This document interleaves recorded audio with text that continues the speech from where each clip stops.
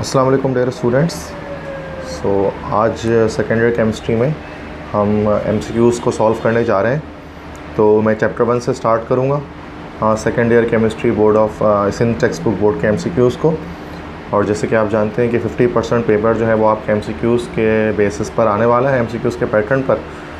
तो इसके लिए आपके लिए ज़रूरी है कि आप अच्छी तरह से जो है वो एमसीक्यूज़ की प्रिपरेशन करें ताकि आपके जो है वो मैक्सिमम मार्क्स गेट हो सकें और एक अच्छी यूनिवर्सिटी में आपका दाखिला मुमकिन हो सके।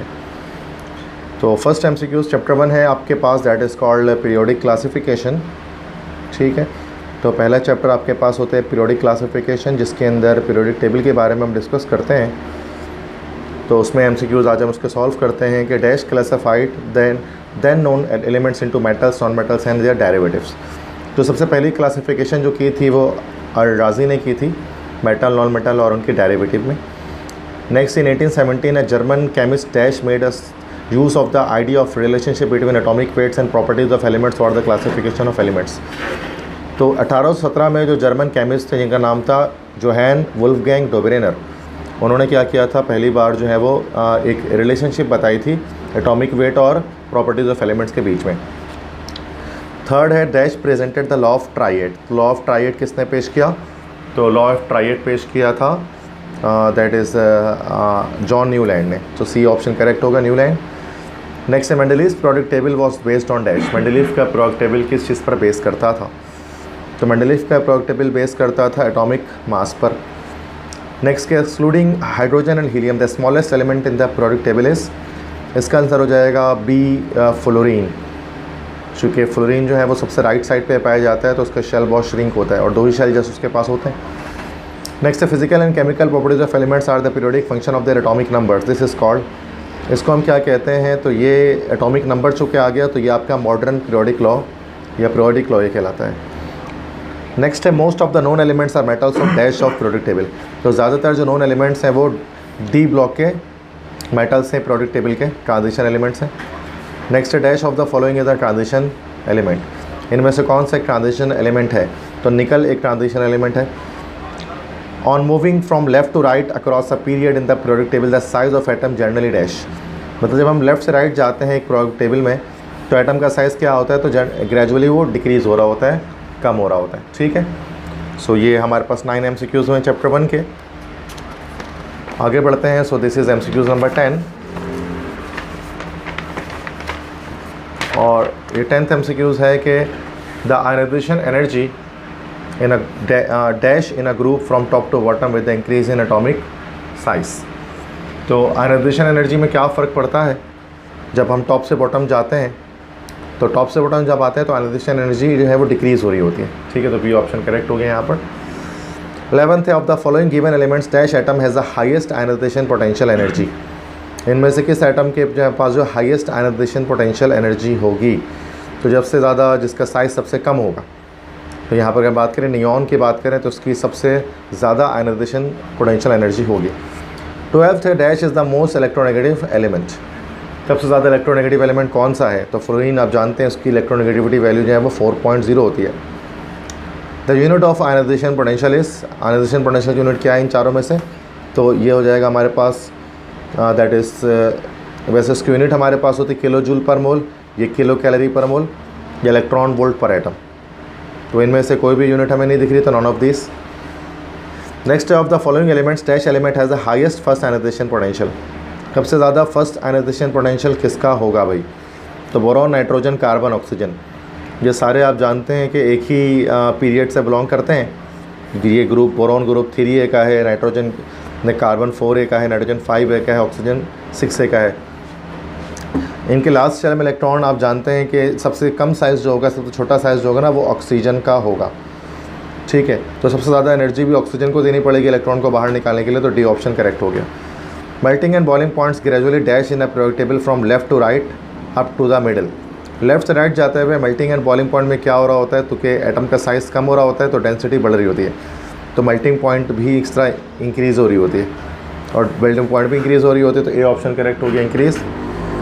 नेक्स्ट है the elements of high electronegative value form, जिनकी इलेक्ट्रोनेगेटिविटी हाई होती है। तो अब वो कौन सा एलिमेंट्स होते हैं? वो नॉन मेटल्स होते हैं।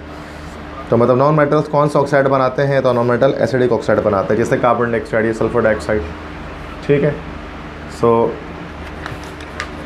नेक्स्ट उसके बाद आगे जब हम बढ़ें तो कि the elements of group 2A are called dash. 2A group के एलिमेंट्स क्या कहलाते हैं?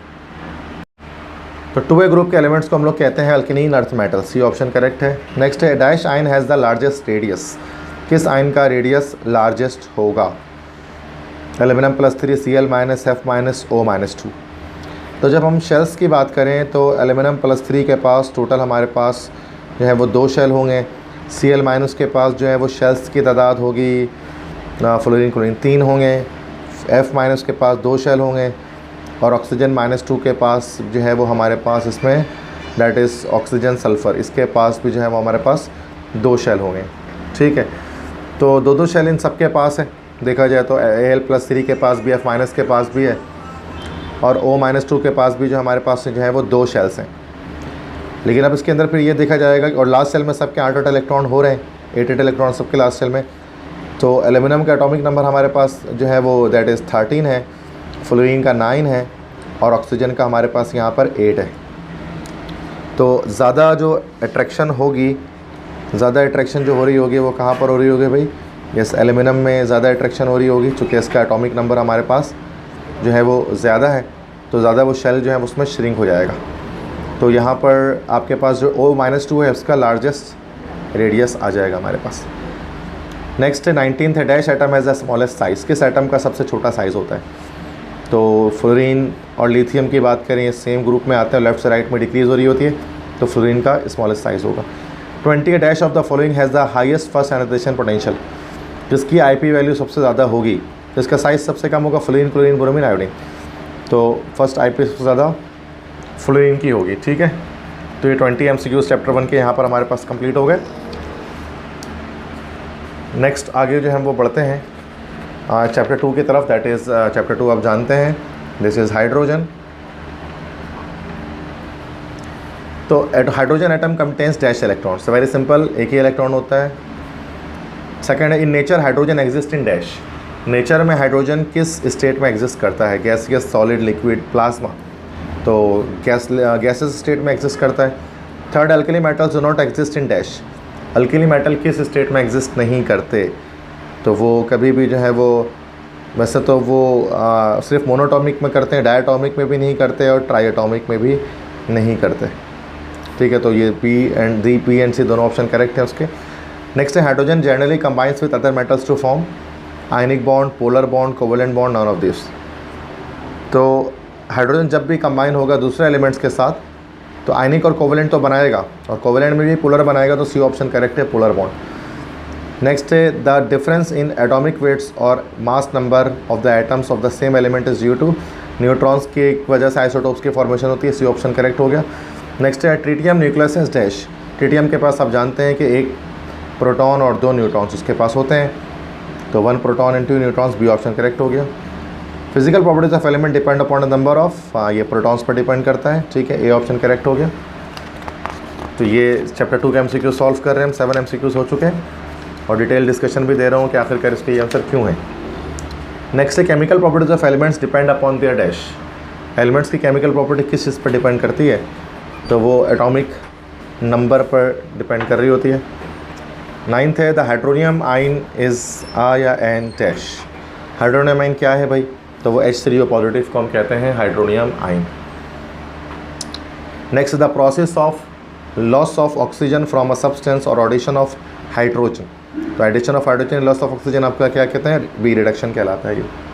ठीक है, next is the process of addition of hydrogen to a molecule is called, this is hydrogen जब एक मॉलिक्यूल में ऐड किया जाता है, so this is actually hydrogenation. Next ethylene can be hydrogenated to dash. मतलब इथाइलिन से मुराद आप जानते हैं दिस इज़ इथीन। तो इथीन को जब हाइड्रोजनेशन कर देते हैं तो फिर वो किस में कन्वर्ट हो जाता है? इथेन में कन्वर्ट हो जाता है। Next hydrogen reacts with some elements to form binary compounds called hydrides. NaH is an example of sodium hydride, आप जानते हैं आयनिक हाइड्राइड है। Next the process of addition of hydrogen to a molecule is called, this is hydrogenation again. Now chapter 3 पे आते हैं, this is S block elements. तो 15 MCQs अभी हमने सॉल्व किए हैं किसके भाई? हाइड्रोजन के। अब चैप्टर 3 आते हैं इस ब्लॉक एलिमेंट्स, इसके MCQs को देखते हैं कि इसके क्या करेक्ट आंसर्स हो सकते हैं। तो out of all the elements of group 1 the highest atomic number, highest तो सबसे नीचे होगा, that is caesium. Out of all the following elements of group 2A the highest atomic number, तो बेटा मांगे कार, स्कूटर, पापराजी। तो यहाँ पर लास्ट में आपके पास आ जाएगा यस बेरियम। तो बेरियम का जो है वो हाईएस्ट होगा, ठीक है। Next is the alkali metal possess dash electrons in their outermost shell, very simple, एक इलेक्ट्रॉन होता है लास्ट शेल में। नेक्स्ट है dash of the elements has the biggest ionic radius, किसका बिगेस्ट आयनिक रेडियस होगा? जिसका एटॉमिक रेडियस ज़्यादा होगा उसी का आयनिक रेडियस ज़्यादा होगा। तो बेटा मांगे कार, स्कूटर, पापराजी, तो बी है बेरियम फिर से। नेक्स्ट है sodium is not observed in +2 oxidation state because of its, sodium की +2 ऑक्सीडेशन स्टेट नहीं होती, वजह क्या होती है? Because of high second oxidation potential. तो जो ऑक्सीडेशन पोटेंशियल होती है वो बहुत हाई होती है कि इलेक्ट्रॉन के पास सेकेंड इलेक्ट्रॉन इसलिए नहीं निकलता सोडियम से। Dash of the following substances is manufactured by electrolysis of sodium chloride solution, तो NaCl की इलेक्ट्रोलिसिस से क्या बनता है? सोडियम मेटल की फॉर्मेशन होती है। तो वैसे NaCl सोडियम मेटल तो बनता ही है डाउन सेल में इलेक्ट्रोलिसिस करने से NaCl की, और सेम इसी तरह से अगर हम देखें तो NaOH भी बन सकता है अगर हम यही इलेक्ट्रोलिसिस कास्टनर कैलनर सेल या नेल्सन सेल के अंदर करें तो, ठीक है। तो ये दोनों ही पॉसिबिलिटी है, दोनों ही सब्सटेंस बन सकते हैं। Next when NaCl is dissolve in water the sodium ions becomes, जब NaCl को डिजॉल्व किया जाता है पानी में तो सोडियम आइंस क्या हो जाते हैं? तो सोडियम आइंस हो जाते हैं हाइड्रोलाइज हो जाते हैं। Next alkali metals form dash, alkali metal क्या बनाते हैं? तो वो हमेशा आपके पास आयनिक बॉन्ड बनाते हैं। नेक्स्ट है in general alkali metals act as dash, alkali metal क्या होते हैं? रिड्यूसिंग एजेंट्स होते हैं। Next dash belong to alkali metals, alkali metal से कौन बिलोंग करता है? तो lithium, rubidium, sodium, all of them, सारे ही हैं। Next dash is the reducing agent and constituent of a gun powder, कौन सा रिड्यूसिंग एजेंट होता है और गन पाउडर का जो है वो एक कॉन्स्टिट्यूएंट है मौजूद, गन पाउडर के अंदर उसको डाला जाता है। तो KNO3 है, कैल्शियम कार्बोनेट है, कार्बन है, सोडियम है। तो गन पाउडर में होता है KNO3 पोटेशियम नाइट्रेट, जिसको हम लोग जो है वो सॉल्ट पीटर भी कह रहे होते हैं। Next alkaline earth metal carbonates sulphates and phosphates are dash, ये सब अल्कलीन अर्थ मेटल के कार्बोनेट, सल्फेट और फॉस्फेट क्या होते हैं? तो अल्कलीन जैसे calcium carbonate, calcium sulphate, calcium phosphate, ठीक है, ये क्या होते हैं? Soluble in water, insoluble. वैसे अगर हम अल्कलीन अर्थ मेटल के कार्बोनेट की बात करें, जैसे कैल्शियम कार्बोनेट ले लें हम, और अगर सल्फेट की बात करें कैल्शियम सल्फेट ले लें अगर हम, तो सल्फेट सॉल्युबल हो जाता है और कैल्शियम कार्बोनेट सॉल्युबल जो है वो नहीं होता है, ठीक है। तो कैसे कैल्शियम कार्बोनेट इनसॉल्युबल होता है, कैल्शियम सल्फेट इनसॉल्युबल होता है, कैल्शियम फॉस्फेट भी इनसॉल्युबल होता है। तो अल्कलीन अर्थ मेटल के कार्बोनेट, सल्फेट, फॉस्फेट ये सारे के सारे इनसॉल्युबल इन वाटर होते हैं। बी ऑप्शन करेक्ट हो गया, ठीक है। सो नेक्स्ट इसके बाद आते हैं हम 13 MCQs में। The chlorides of alkali metals and alkaline earth metals are generally dash, तो जो है वो क्लोराइड्स जो होते हैं अल्कली मेटल और अल्कलीन मेटल के, वो सारे के सारे जो है वो आयनिक होते हैं, कोवेलेंट होते हैं, नॉन पोलर होते हैं। तो सारे के सारे ये क्लोराइड्स जो होते हैं वो आयनिक बॉन्ड बना रहे होते हैं, ठीक है। नेक्स्ट है sodium reacts vigorously with oxygen on heating to form, sodium आपको पता है कि परऑक्साइड की फॉर्मेशन करता है। नेक्स्ट है dash is use in the synthesis of rubber, इनमें से क्या जो है वो रबर के सिंथेसिस में इस्तेमाल किया जाता है? तो मैग्नीशियम कंपाउंड को इस्तेमाल किया जाता है, मैग्नीशियम को यूज़ किया जाता है सिंथेसिस ऑफ रबर में, और मैग्नीशियम को जो कंपाउंड होता है that is actually MgO, magnesium oxide, जिसको हम इस्तेमाल करते हैं। नेक्स्ट है 16 है purification of sodium chloride is accomplished by dash, तो सोडियम क्लोराइड की प्योरीफिकेशन हम किस चीज़ से अकॉम्प्लिश कर सकते हैं? तो क्रिस्टलाइजेशन के थ्रू हम उसको प्योरीफाई कर सकते हैं।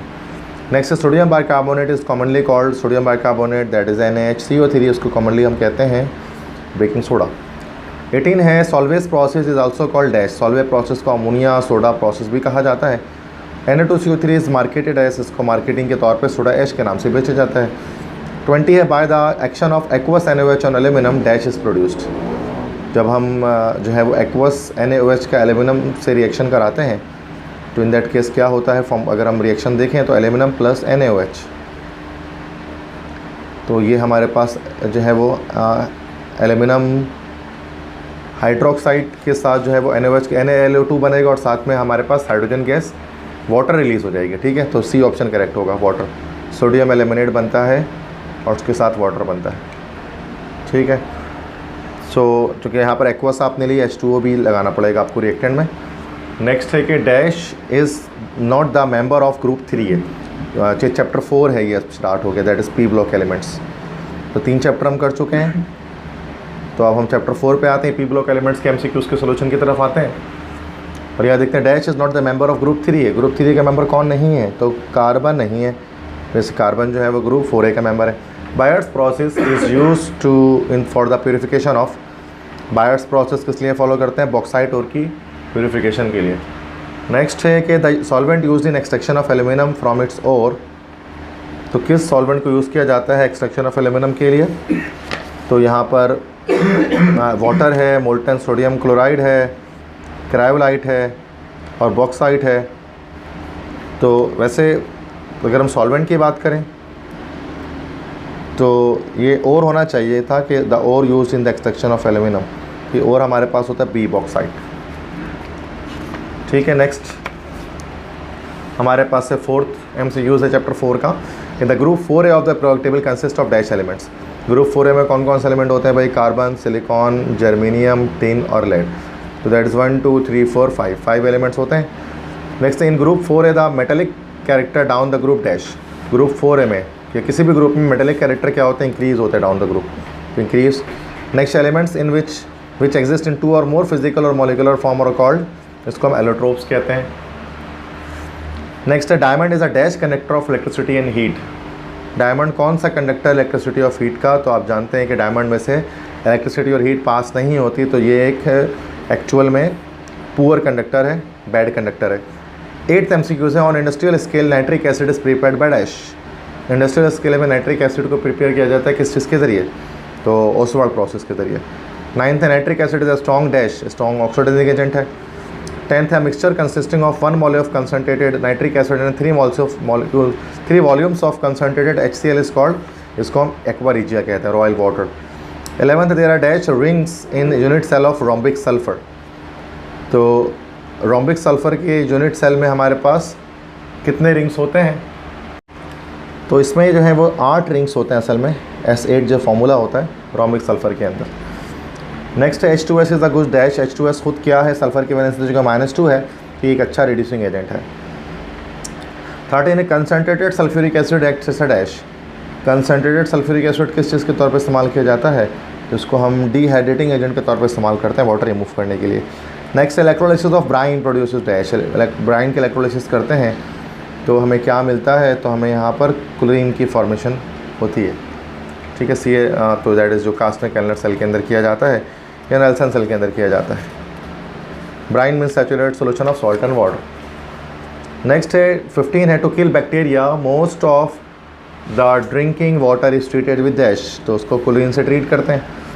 In phosphorus oxide the number of oxygen atoms bonded to each phosphorus atom is, तो फॉस्फोरस ऑक्साइड के अंदर जो है वो कितने ऑक्सीजन एटम जो है वो बॉन्ड बना कर रखते हैं हर फॉस्फोरस एटम से, तो फॉस्फोरस ऑक्साइड का फार्मूला होता है हमारे पास दैट इज़ P4O6। तो यहाँ अगर हम इसको कट करें तो 2 2 ज़ा 4, 2 3 ज़ा 6, ठीक है, P4O6 है। तो इसका क्या मतलब होता है कि एक एटम के पास या number of oxygen atoms bonded to each phosphorus atom, तो सब के साथ कितने यहाँ पर बॉन्ड हो सकते हैं। अच्छा, यहाँ पर सवाल थोड़ा अनक्लियर है, चूँकि फॉस्फोरस ऑक्साइड जो हमारे पास होता है वो डिफरेंट तरह का हो सकता है। वो P2O5 भी होता है, मोस्ट कॉमन जो है P2O5 की सूरत में होता है, वो हमारे पास P2O3 की सूरत में होता है। तो अब यहाँ पर ही क्लियर नहीं है कि आखिरकार किस फॉस्फोरस ऑक्साइड की बात की जा रही है। अगर मोस्ट कॉमन P2O5 की बात करें तो उसके लिहाज से तो यहाँ पर सिंगल एटम में 2.5 जो है वो फॉस्फोरस एटम आ रहे हैं। तो I am living this question out here. और वैसे भी फॉस्फोरस का जो कंपाउंड है वो हमारे जो है वो सिंटेक्स में इंक्लूडेड नहीं है। 17 है phosgene is the common name of dash. Phosgene जो है वो किसका कॉमन नेम है, तो फॉस्जीन आप जानते हैं कि फॉस्जीन का फॉर्मूला होता है that is carbon double bond oxygen ClCl। तो कार्बोनिल क्लोराइड जो होता है ना वो फॉस्फीन होता है, दिस इज फॉस्जीन गैस होता है। नेक्स्ट इन ग्रुप 6 से highest electronegativity is for dash. तो टॉप से बॉटम इलेक्ट्रोनेगेटिविटी डिक्रीज़ हो रही होती है, सबसे ऊपर जो होता है वो ऑक्सीजन है, तो ये सबसे ज़्यादा इलेक्ट्रोनेगेटिव है। 19th है rhombic sulphur consist of dash. Rhombic sulphur में S8 की चेन्स होती हैं। 20 the form of sulphur which is stable at room temperature and normal atmospheric pressure is.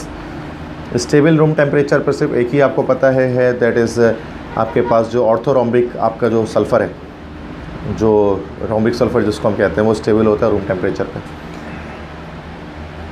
So next है the halogen with the highest ionization potential is.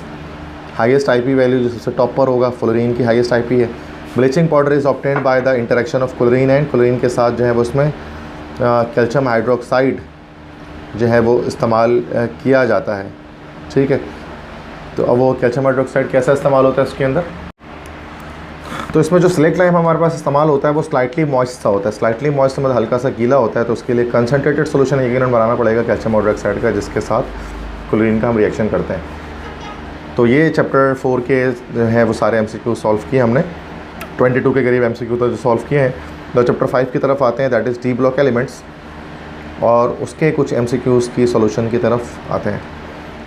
तो first MCQ है transition elements are those in which dash orbitals are present in the process of completion. तो D orbitals are play in the process of completion. वैसे transition element तो ये D तो नहीं कह सकते हैं, ये D और F दोनों हो सकते हैं, क्योंकि इनर और आउटर दोनों ट्रांजिशन एलिमेंट हो सकते हैं। Next element in which D orbitals are in the process of completion are called. अब जिसमें D orbitals in the process of completion होते हैं तो उनको हम लोग कहते हैं that is outer transition element. Vanadium pentoxide is used in. Vanadium pentoxide को एज अ कैटलिस्ट इस्तेमाल करते हैं कॉन्टैक्ट प्रोसेस के अंदर। वैसे तो कॉन्टैक्ट प्रोसेस में भी इस्तेमाल करते हैं, और SO2 को SO3 की फॉर्मेशन करने के लिए भी इस्तेमाल करते हैं। B और C दोनों करेक्ट ऑप्शन है। Dash is the important ore of copper. कौन सा कॉपर का इंपॉर्टेंट ओर है, देखें बॉक्साइट तो आपके पास ये एल्यूमिनियम है, एल्यूमिना भी एल्यूमिनियम है। मेलाचाइट और ब्लू विट्रियोल ये कॉपर के ओर से, उसमें से मेलाचाइट जो है वो इम्पॉर्टेंट ओर है एक कॉपर का। Next which of the following does not belong to D block element. कौन सा D ब्लॉक एलिमेंट नहीं है, तो सिलिकॉन नहीं है, बिकॉज ऑफ 4A ग्रुप का एलिमेंट है, रिप्रेजेंटेटिव है। 6 है dash compounds the compounds attracted into a magnetic field are called. तो जो मैग्नेटिक फील्ड में अट्रैक्ट हो जाते हैं उसको हम पैरामैग्नेटिक कंपाउंड कहते हैं। 7th है transition metal compounds which show paramagnetism have. Paramagnetism कौन शो करते हैं, जिनके पास अनपेयर्ड इलेक्ट्रॉन्स होते हैं, ठीक है। 8th है the empty spaces between atoms of transition metals in their crystal lattices are called dash. तो एम्प्टी स्पेस क्या कहलाता है, इसको हम इंटरस्टिशियल स्पेसेस कह रहे होते हैं या इंटरस्टिसेस कह रहे होते हैं। 9th in coordinate bonding the molecules और ions which bond on to the central metal atom are called dash. तो सेंट्रल मेटल एटम से कौन बना के रखता है बॉन्ड भाई, लिगेंड्स बना के रखते हैं, C ऑप्शन। 10th है in the system of naming complex coordinate compound cations are name dash anion. तो कैटाइन का नाम हमेशा पहले आता है, पहले आता है एनाइन से। नेक्स्ट है 11 है the suffix 8 at the end of the name of the coordinate complex sign represents I and dash. तो जो सफिक्स लगता है 8 का वो क्या रिप्रेजेंट करता है, at the end of the name of the coordinate complex sign represents a dash.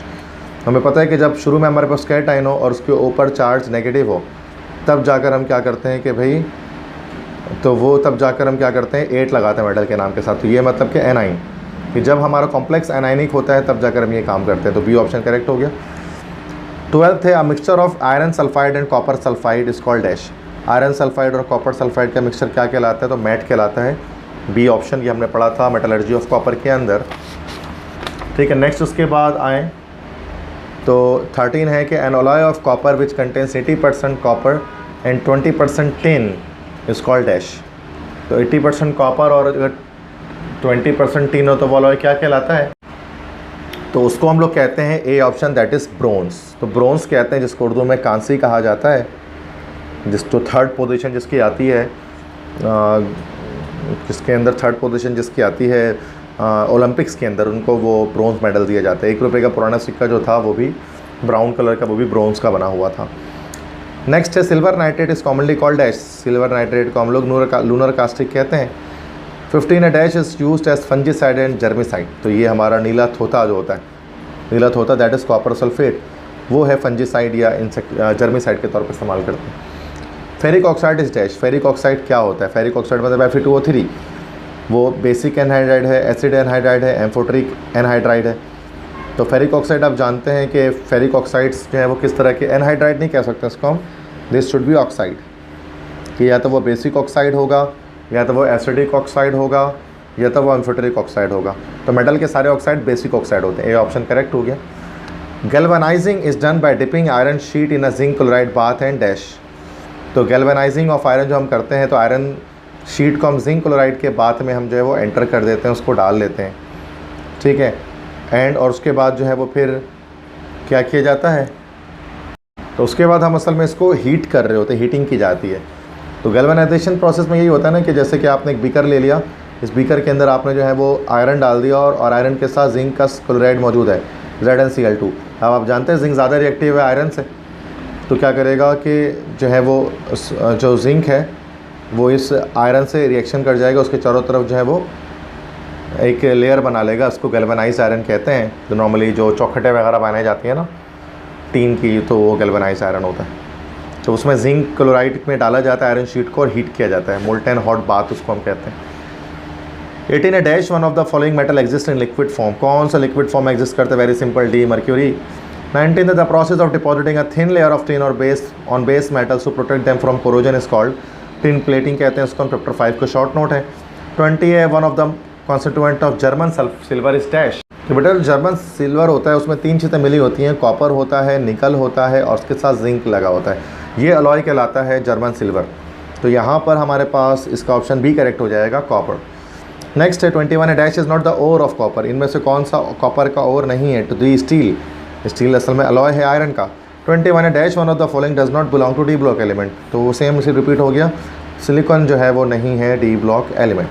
Chapter 6 पे आते हैं, ऑर्गेनिक पोर्शन स्टार्ट हो चुका बच्चों, तो that is introduction to chemistry या इंट्रोडक्शन टू ऑर्गेनिक केमिस्ट्री। तो काफ़ी स्टूडेंट्स कह रहे थे कि सर जो है वो हम क्या करें भाई कि हम MCQs को सॉल्व करें, MCQs की क्लास करें। तो मैं यही चाह रहा हूँ कि वन गो में, मतलब एक ही क्लास के अंदर हम जो है वो तमाम इम्पॉर्टेंट MCQs को डिस्कस कर लें, ठीक है। तो चैप्टर 6 के फर्स्ट MCQs है कि the first organic compound synthesised in the laboratory is dash. तो पहला ऑर्गेनिक कंपाउंड जिसको लेबोरेटरी में सिंथेसाइज किया गया वो क्या था? तो बी ऑप्शन, सी डी देखने की जरूरत ही नहीं है, बी ऑप्शन यूरिया है, जो फ्रेडरिच वोहलर ने सबसे पहले बनाया था। नेक्स्ट MCQs है भाई, dash of the following is not an organic compound. इनमें से क्या ऑर्गेनिक कंपाउंड नहीं है? तो प्लास्टर ऑफ पेरिस नहीं है, बिकॉज उसको चैप्टर 3 में हमने पढ़ा है। ये प्लास्टर ऑफ पेरिस क्या होता है? कैल्शियम सल्फेट होता है, उसमें कार्बन तो है ही नहीं, उसका मतलब ऑर्गेनिक नहीं है। तो plaster of Paris hemi hydrated calcium sulphate कहलाता है, ठीक है। This is the formula. Third है petroleum in the unrefined form is called. Unrefined form पे पेट्रोलियम क्या कहलाता है? क्रूड ऑयल या रॉक ऑयल कहते हैं। फोर्थ है natural gas mainly consist of dash, methane, ethane. तो मीथेन सबसे ज़्यादा होता है, 95-96% तक मीथेन होता है। फिफ्थ है in Pakistan there are vast reserves of natural gases dash in Balochistan. तो सुई के मुकाम पर सबसे ज़्यादा है, इसलिए सुई गैस भी कहा जाता है इसको। सिक्स है on strong heating the fractions containing the larger hydrocarbon molecules are broken into smaller and more volatile molecules. मतलब लार्ज को स्मॉल में ब्रेक करना, ये क्या कहलाता है? That is B, cracking. Seventh, a large number of organic compounds, especially the unsaturated ones, show a great tendency to unite. This process is termed as, इसको हम ये रिवर्स है क्रैकिंग का, इसको हम कहते हैं सी, पोलिमराइजेशन। एट्थ है an isomer of ethanol. Ethanol का आइसोमर क्या होता है? तो इसका इथानॉल का isomer I think dimethyl ether होता है, क्योंकि इथानॉल होता है C2H5OH, दैट इज़ C2H6O। अगर हम डाई मिथाइल ईथर बनाएं तो that is di methyl ether, CH3 और CH3। यहाँ पे आप देखें तो C2 और H6 और O बन रहा है, तो ये ऑप्शन करेक्ट हो गया। इथेनॉल और डाईमिथाइल ईथर एक दूसरे के साथ आइसोमेरिक हैं, और कौन सा आइसोमर्स हैं? फंक्शनल ग्रुप आइसोमर्स हैं, ठीक है। मॉलिक्यूलर फार्मूला सेम है, स्ट्रक्चर डिफरेंट है, चूँकि इसके अंदर आपके पास अल्कोहलिक ग्रुप लगा हुआ हाइड्रोक्सी और इसके अंदर ईथर लिंकेज मौजूद है, ठीक है जी। नेक्स्ट आगे बढ़ते हैं, नाइन्थ है एन एटम और group of atoms which confers characteristic properties to an organic molecule is called dash. Atom या ग्रुप ऑफ एटम जो एक ख़ास प्रॉपर्टीज़ देता है ऑर्गेनिक मॉलिक्यूल को, उसको क्या कहा जाता है? उसको हम बी ऑप्शन फंक्शनल ग्रुप कहते हैं। 10th है compounds having same molecular formula but different structures are said to be dash. Same molecular formula और डिफरेंट स्ट्रक्चर, उसको क्या कहा जाता है? इसको आइसोमर्स कहा जाता है। 11 है the quality of petroleum is determined by B option, octane number से हम डिटरमाइन करते हैं उसको। नेक्स्ट है isomerism which involves compounds having the same molecular formula but different functional group. ये आपका फंक्शनल ग्रुप आइसोमेरिज्म है, सी। 13 है द जनरल फार्मूला RCO2 और फिर O। सो ये क्या चीज़ हो गया हमारे पास? RCO2 उसके बाद O है, मतलब carbon double bond oxygen R, ठीक है। आई थिंक ये हमारे पास शायद एसिडिक एनहाइड्राइड भी हो सकता। अच्छा, ईथर तो होता है हमारे पास R, मतलब ROR, ईथर तो ये नहीं हो सकता। कीटोन हमारे पास होता है RCOR, तो कीटोन भी ये नहीं हो सकता। एस्टर होता है RCOOR, तो ये भी नहीं हो सकता। हाँ, एसिड एनहाइड्राइड हो सकता है, क्योंकि एसिड एनहाइड्राइड क्या होता है? ये होता है ना इस तरह से। तो RCO जो है वो ट्वाइस है और उसके बाद ऑक्सीजन, तो यस डी ऑप्शन करेक्ट है, एसिड एनहाइड्राइड। 14th है the formation of alkane bye the action of zinc on alkyl halide is called dash. तो जब हम अल्केन बनाते हैं bye the action of zinc on alkyl halide, मतलब alkyl halide पर जब हम जिंक का रिएक्शन कराते हैं तो उसको हम क्या कहते हैं? तो स्टूडेंट्स ये हमारे पास जो है वो ये टॉपिक हमारा नहीं है कराची बोर्ड का, बट मैं बता दे रहा हूँ आंसर ए ऑप्शन है, Frankland reaction. 15 the dash has the longest bond length, तो कार्बन सिंगल बॉन्ड कार्बन की लॉन्गेस्ट बॉन्ड लेंथ होगी। 16 है removal of one of the hydrogen atoms from an alkane produces a dash. अगर हम alkane में से एक हाइड्रोजन निकाल देंगे तो क्या बनेगा भाई? अल्काइल रेडिकल बनेगा, ये ऑप्शन। 17 है dash is the common name of methanol, would spirit कहते हैं इसको।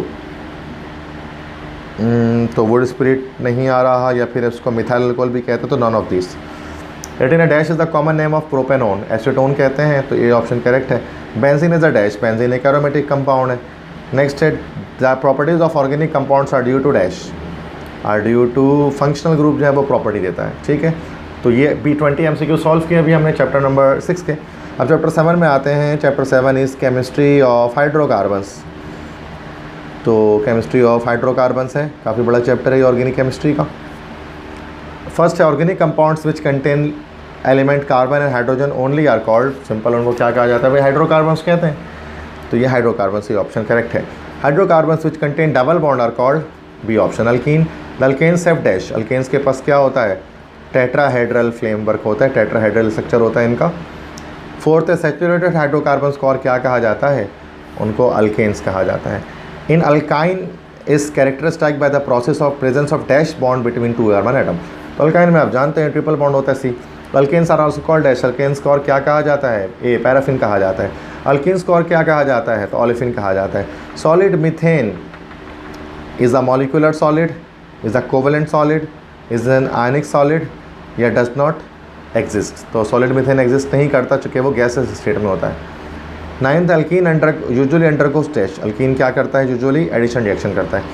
10th dash is prepared on A small scale in laboratory by heating together ethyl alcohol and sulphuric acid. हम इससे अल्कीन्स बनाते हैं, मतलब इथीन बना रहे हैं। इथीन को हम लोग इथाइलिन भी कहते हैं कॉमन नेमिंग में।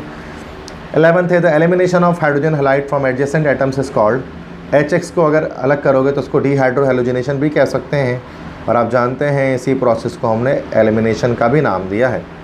Dash is used to manufacture mustard gas which is poisonous gas uses for gas. तो इथीन के थ्रू बनाया जाता है, तो ए और बी ऑप्शन में तो इथीन नहीं आ रहा, सी ऑप्शन में आ रहा है इथाइलिन। इसका रिएक्शन किससे होता है? H2Cl2 से होता है, सल्फर मोनोक्लोराइड से होता है, तब जाकर मस्टर्ड गैस की फॉर्मेशन होती है। 13 है the number of xylene isomers is dash, xylene के आइसोमर्स कितने होंगे?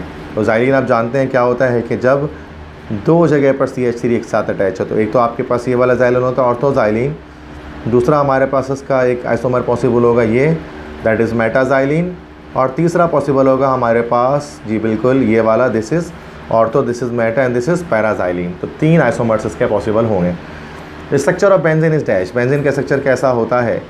तो प्लेनर स्ट्रक्चर होता है इसका, ट्राइगोनल प्लेनर स्ट्रक्चर।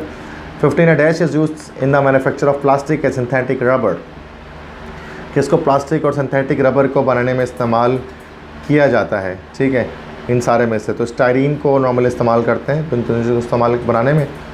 तो स्टाइरीन क्या होता है? बेंजीन रिंग के साथ जो है वो जब आपका बेंजीन रिंग है, ठीक है, उसके साथ जब आप CH डबल बॉन्ड CH2 इस तरह अटैचमेंट होते हैं, this is called styrene. The polythene is a polymer of dash, ethene का पॉलीमर है, इथाइलिन पे टिक कर देंगे ये option. It in a dash is prepared in laboratory bye dropping water on calcium carbide, calcium carbide पे water drop करेंगे, आप जानते हैं इथाइन की एसिटाइलिन की फॉर्मेशन होगी। Phenol is reduce to dash when its vapour और pass toward red hot zinc, phenol की रिडक्शन होती है तो फिनॉल बन जाता है benzene. HSO3 minus is called dash, कौन सा ग्रुप होता है, सल्फोनिक ग्रुप इसको हम कहते हैं। Under the influence of anhydrous calcium anhydrous aluminium chloride as catalyst, benzene reacts with alkyl and acyl halides giving alkylated and acylated benzene. इन reactions को क्या कहा जाता है, इनको हम फ्रीडल क्राफ्ट रिएक्शन कहते हैं, जिसमें अल्काइलेशन असाइलेशन दोनों एग्जिस्ट करती हैं। ठीक है, चैप्टर 7 हो गया केमिस्ट्री ऑफ हाइड्रोकार्बन। चैप्टर 8 की तरफ आते हैं, दैट इज़ अल्काइल हालाइड्स, और इसके MCQs को शुरू करते बिना किसी देरी के। फर्स्ट है monohalo derivative of alkane are called, इन्हीं को कहा जाता है अल्काइल हालाइड। नेक्स्ट है the general formula of alkyl halide, तो RX होता है, मतलब CnH2n+1 उसके साथ X लग गया, तो yes A option is the correct one. 2 MCQs हो गए। थर्ड MCQs की तरफ जाते हैं। When an alkene is treated with halogen acid dash is form, alkyne के रिएक्शन हैलोजन एसिड से करेंगे तो अल्काइल हालाइड ही बनेगा। ये आप रिएक्शंस में जाकर देख लीजिएगा, चैप्टर 8 में सारे रिएक्शंस मैंने कराए हुए हैं। अभी जस्ट मेरा मकसद ये कि मैं आपको करेक्ट MCQs बता दूं, चूँकि इसकी शीट्स मैंने प्रोवाइड तो क्यों है ज़्यादातर स्टूडेंट्स को, और स्टूडेंट्स मुझसे आंसर की मांग रहे हैं इसका ना, तो आप आंसर की को वही मैं लिखते हुए मैं सोच रहा हूँ कि लेक्चर को भी रिकॉर्ड कर लूँ कि आंसर की भी एक तरह से आपके पास आ जाएगी और डिस्कशन भी हो जाएगी MCQs की। फोर्थ है formula of thionyl chloride is dash, SOCl2 इसका फार्मूला होता है ए। फिफ्थ है if ethene is treated with HBr, then अगर इथीन का HBr से रिएक्शन कराया जाएगा तो क्या बनेगा, ethyl bromide, methyl bromide, bromine is evolve, hydrogen is obtained, ethyl bromide बनेगा। सिक्स्थ है when metallic sodium in ether is heated with an alkyl halide a higher alkane is formed, it is called dash. जब sodium का reaction ether से होता है तो dry ether के presence में अल्काइल हैलाइड से होता है, तो उसको वुड्स रिएक्शन कहते हैं, तो वुड्स रिएक्शन कहलाता है ये। सेवन्थ है if sodium lead alloy is treated with methyl chloride, अगर सोडियम लेड के अलॉय को ट्रीट किया जाएगा मिथाइल क्लोराइड से तो फिर जो है वो क्या जाकर बनेगा, तो इससे टेट्राइथाइलेट की फॉर्मेशन होती है। वो टेट्राइथाइलेट आप जानते हैं कि जो कि आसान हमारे पास एक तरह से नॉक इनहिबिटर या एंटी नॉटिंगिंग एजेंट के तौर पे भी यूज़ होता है रिफॉर्मिंग ऑफ पेट्रोलियम के लिए। 8 dehydrohalogenation of alkyl halide is carried out in the presence of alcoholic, KOH के प्रेजेंस में होता है। 9th है Grignard reagent when reacts with ammonia, then Grignard reagent का जब अमोनिया से रिएक्शन होगा तो फिर क्या बनेगा भाई, एन अल्केन इज फॉर्म, कोई अल्केन बनेगा। 10th Grignard reagent reacts with alkyl halide to form, तो उससे क्या बनता है, अल्केन ही बनता है लेकिन हायर अल्केन की फॉर्मेशन होती है, ठीक है ए। 11 है Grignard reagents are dash, alkyl magnesium halide, B option. 12 है on passing carbon dioxide through Grignard reagent dash is form, तो उससे बनता है हमारे पास on passing CO2 through Grignard reagent, जैसे CH3MgBr, तो इससे इथेनोइक एसिड बनेगा या एसिटिक एसिड की फॉर्मेशन होगी। ये सारे रिएक्शंस हमने ग्रिग्नार्ड रिएजेंट में पढ़े हैं। 13 अल्काइल हैलाइड्स मिथाइल क्लोराइड या ethyl chloride when treated with dash react to produce important anti knock gasoline additive, तो अभी पढ़ा था sodium lead alloy, C. 14th है on addition formaldehyde to Grignard reagent, तो प्राइमरी अल्कोहल बनता है इससे। Addition of zinc with alkyl halide in the presence of inert solvent forms the corresponding higher alkane, this is called dash. तो जब हम zinc का reaction alkyl halide के साथ कराते हैं एक इनर्ट सॉल्वेंट के प्रेजेंस में, तो फिर ये रिएक्शन क्या कहलाता है, इसको फ्रैंकलाइन रिएक्शन कहते हैं, पीछे भी बताया था। 16th है the hydrolysis of alkyl halide by heating with aqueous alkali is a dash reaction, aqueous alkali के साथ हाइड्रोलिसिस कर दिया जाएगा अल्काइल हैलाइड का, मतलब कि हम ये कहना चाह रहे हैं विथ एक्वस अल्कली, मतलब RX आपने ले लिया, अल्कली ले लिया आपने और इसकी हाइड्रोलिसिस कर ली H2O, तो सिंपल ये रिएक्शन आपके पास न्यूक्लियोफिलिक हो सकता है, ठीक है, बी ऑप्शन। न्यूक्लियोफिलिक सब्स्टिट्यूशन करता है, आपको पता है RX। 17 dash of the following compound does not react with bromine, bromine के साथ कौन सा कंपाउंड रिएक्शन नहीं करेगा, तो जो हमारे पास अनसैचुरेटेड जो कंपाउंड होगा, सैचुरेटेड जो कंपाउंड होगा वो भी ब्रोमीन से रिएक्शन नहीं करेगा, तो क्लोरोफॉर्म जो है वो उसका ब्रोमीन से रिएक्शन नहीं होता क्योंकि सैचुरेटेड है, क्योंकि आपको पता है हर तरफ जो है वो चारों बॉन्ड सेटिस्फाई हैं, सिग्मा बॉन्ड के थ्रू सेटिस्फाइड होते हैं। 18 है reaction in which an atom और group of atom replace an atom और group of atom already present in the molecule of substance called, तो ये सब्स्टिट्यूशन कहलाता है। Dash is a nucleophile, nucleophile कौन होगा भाई, जिसके ऊपर जो है वो आपके पास नेगेटिव चार्ज आएगा। तो इसमें से न्यूक्लियोफाइल हमारे पास OH, यहाँ पर हमारे पास न्यूक्लियोफाइल होता है, वैसे CN भी होता है और अमोनिया भी होता है, तो D ऑप्शन करेक्ट होगा, that is all of these. Next है general formula of Grignard reagent is RMgX, A option correct. Chapter 9 पे आते हैं, that is organic carbon compounds with oxygen containing functional group.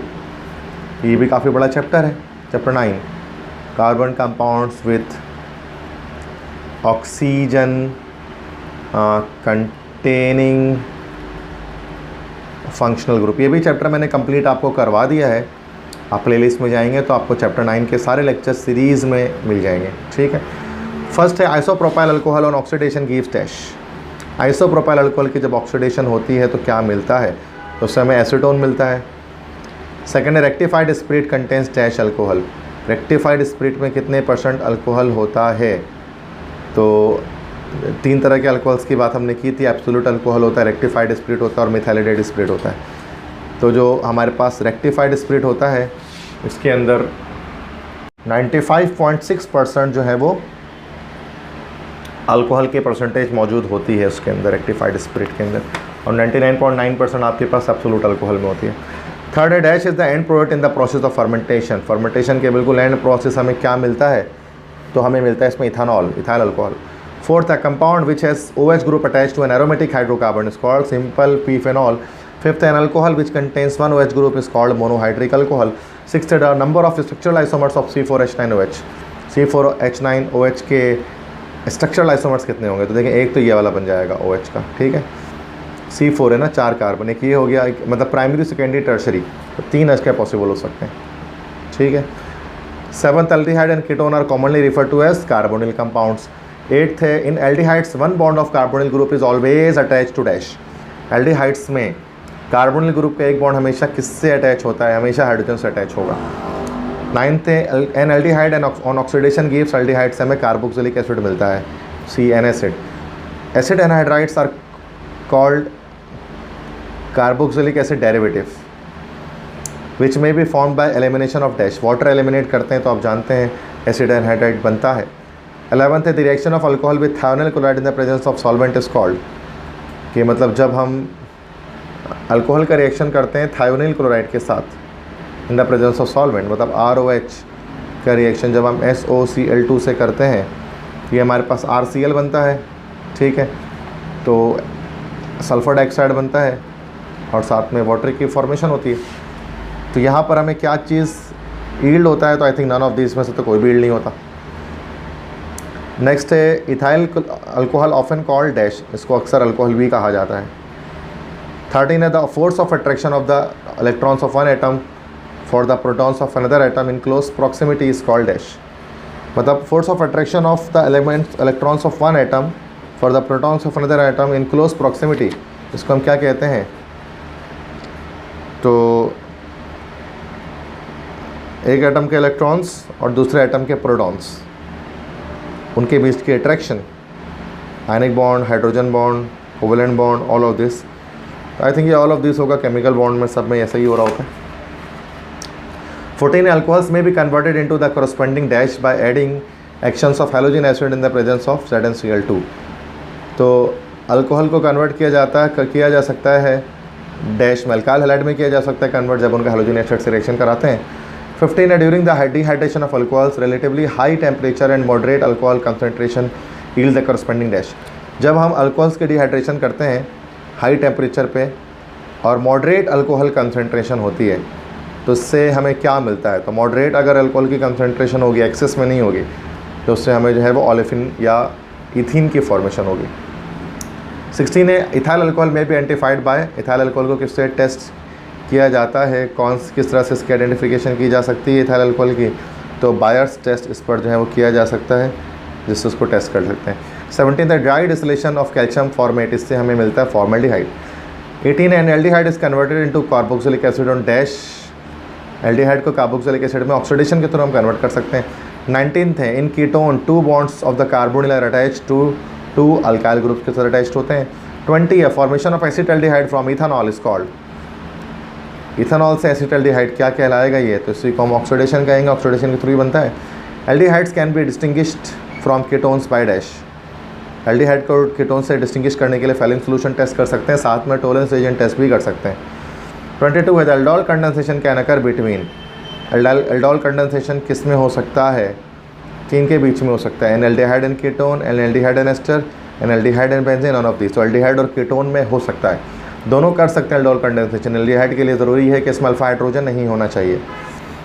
23 है the aldehydes having no hydrogen attached to a carbon atom when treated with concentrated solution of alkali undergoes self oxidation. ये complete reaction आपको पता है, ये कहलाता है Cannizzaro reaction. तो Cannizzaro reaction आपके यहाँ पर बी में है तो उसको टिक कर देंगे। 24 है ethyl acetate is an example of an important class of substance known as B esters. Ethyl acetate can be prepared by the action of dash on carboxylic acid in the presence of acidic medium. तो ये esterification की बात कर रहे हैं, carboxylic acid के साथ alcohol use करना पड़ेगा, डी। 26 है molecular hydrogen in the presence of suitable catalyst reduces carbonyl compounds to, मतलब मॉलिक्यूलर हाइड्रोजन रिड्यूस कर सकता है कार्बोनिल कंपाउंड्स को किस चीज़ के अंदर, मतलब कार्बोनिल कंपाउंड से मुराद अगर आप ये ले लें तो जब आप इसकी हाइड्रोजनेशन कराएंगे ये अल्कोहल्स में ही ब्रेक होगा, ठीक है, तो डी ऑप्शन। 27 है dash is use as nail polish remover, तो एसीटोन को इस्तेमाल करते हैं। 28 dash is a solvent use in the preparation of Grignard's reagent and Wurtz reaction, ether इस्तेमाल किया जाता है as an inhibitor negative catalyst. Chapter 10 है, chapter 10 is chemistry of life, या इसको हम बायोकेमिस्ट्री कह सकते हैं। तो इसके देखते हैं क्या क्या एमसीक्यूज आस्क किए गए। During digestion carbohydrates are broken to, carbohydrate digestion में ग्लूकोज में कन्वर्ट हो जाते हैं। सेकंड है during digestion proteins are broken down to amino acids, glucose and fructose are ये दोनों एक दूसरे के आइसोमर्स हैं। और कौन सा आइसोमर्स हैं, ये फंक्शनल ग्रुप आइसोमर्स हैं, जोमेट्रिकल भी नहीं है, मेटामर्स भी नहीं है, ऑप्टिकल आइसोमर्स भी नहीं है, तो नॉन ऑफ दिस। फोर्थ है the product of oxidation of glucose, glucose की जब आप ऑक्सीडेशन करेंगे तो उससे कार्बन डाइऑक्साइड और वाटर प्रोड्यूस होगा, ए ऑप्शन करेक्ट है। नेक्स्ट आते हैं 5वें पे कि carbohydrates which have 3 to 9 carbon atoms and are not hydrolysable are called dash, जिसमें 3 से 9 कार्बन एटम्स होंगे तो वो हमारे पास जो है वो वैसे तो नॉन ऑफ दीज होगा, चूँकि सारे ही आपके पास जो कार्बोहाइड्रेट होते हैं मोनोसैकेराइड वो सॉल्युबल होते हैं, हाइड्रोलाइजेबल होते हैं। अच्छा नहीं सॉरी, हाइड्रोलाइजेबल से हमारा डिकम्पोजिशन ऑफ, तो डिकम्पोज नहीं होंगे, तो ए ऑप्शन करेक्ट है। 6th है class of carbohydrate which are formed by the condensation of more than 2 monosaccharide units with the loss of water molecule are called, उनको हम लोग क्या कहते हैं, तो मोर देन 2 अगर मोनोसैकेराइड है तो वो ओलिगोसैकेराइड कहलाते हैं। The carbohydrates which contain hundreds और thousands of monosaccharide units are called, फिर वो हमारे पास पॉलीसैकेराइड है। Cellulose an example of cellulose क्या है, एक पॉलीसैकेराइड है। फैट सॉल्युबल वाइटामिन क्या होते हैं, तो विटामिन बी और सी को छोड़ दें अगर, तो उसके अलावा के ए डी ये सी ये फैट सॉल्युबल होते हैं, बाकी वाटर सॉल्युबल होते हैं। 10th है वाटर सॉल्युबल जो है वो आपके विटामिन बी और सी वाटर सॉल्युबल होते हैं। विटामिन B1 को क्या कहा जाता है, तो विटामिन B1 को हम कहते हैं थायामाइन, ए ऑप्शन। 12 है most water soluble vitamin act as, तो बी ऑप्शन को एंजाइम्स के तौर पे एक्शन करते हैं।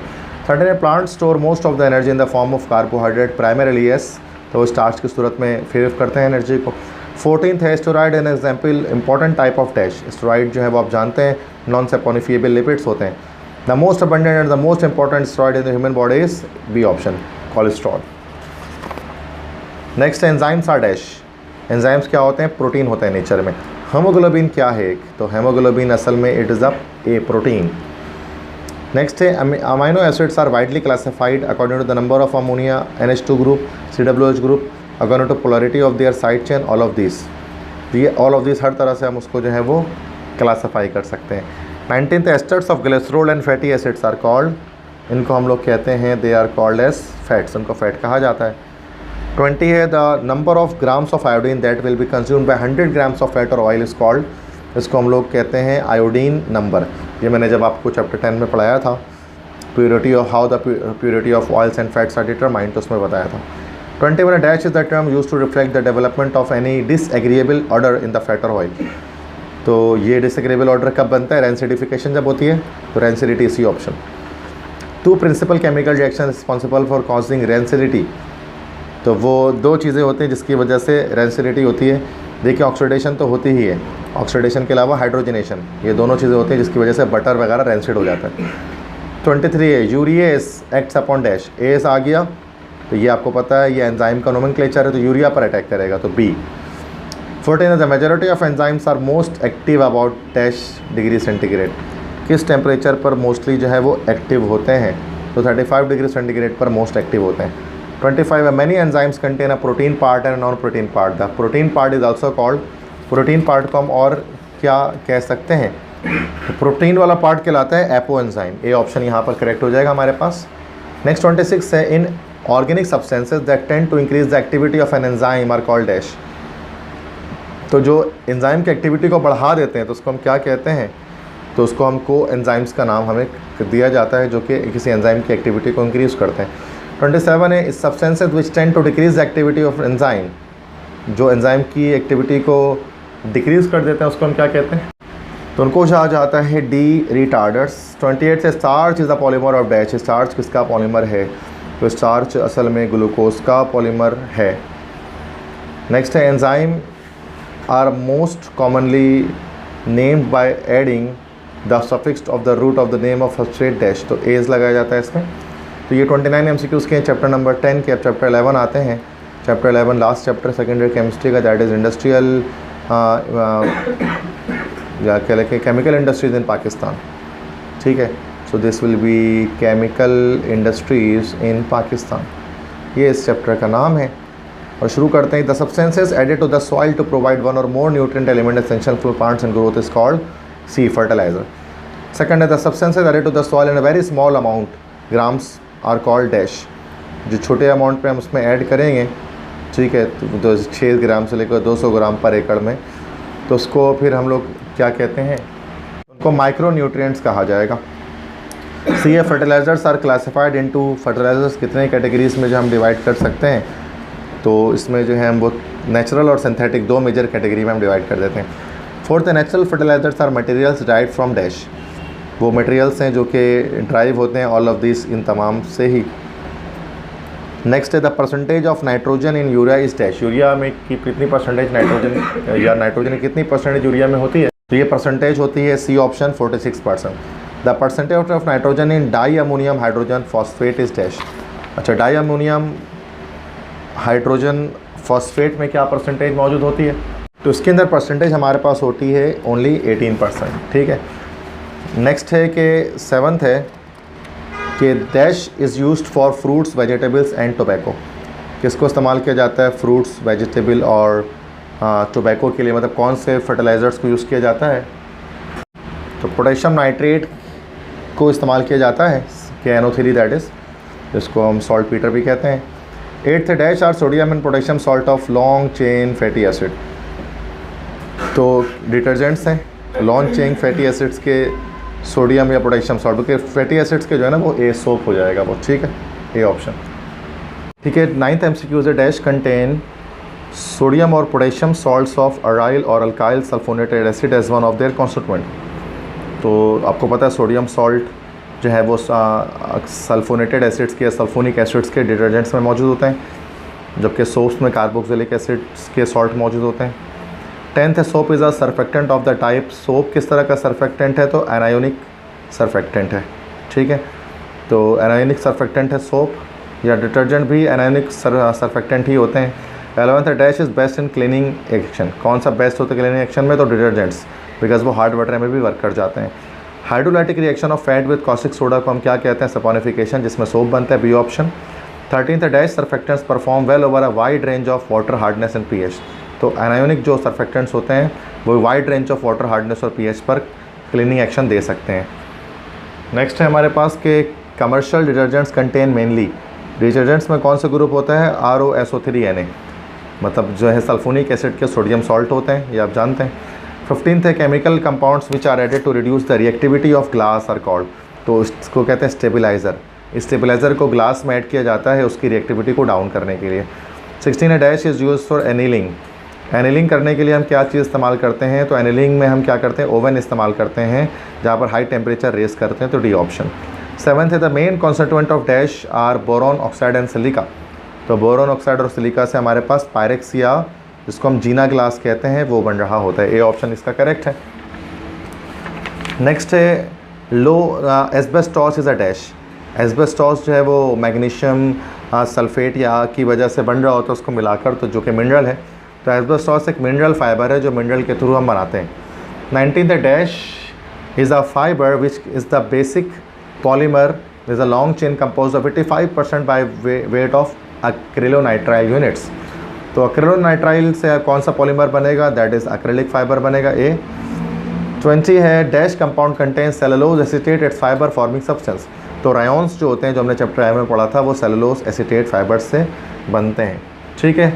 सो class, so these are all the MCQs of that is chapter number 11 chemical industries in Pakistan.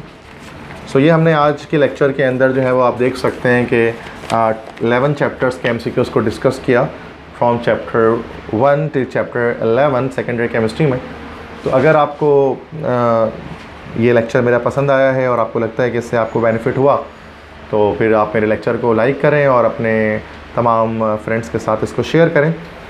और अगर कोई क्वेश्चन है किसी MCQs के अंदर, तो फिर आप जो है वो उसमें मुझे मेंशन करें कमेंट्स में, मैं इंशाल्लाह इसका जवाब देने की कोशिश करूँगा। व्हाट्सएप नंबर भी मेरा मौजूद है डिस्क्रिप्शन में, तो कोई भी इशू हो तो आप मुझे वो व्हाट्सएप पर भी कांटेक्ट कर सकते हैं।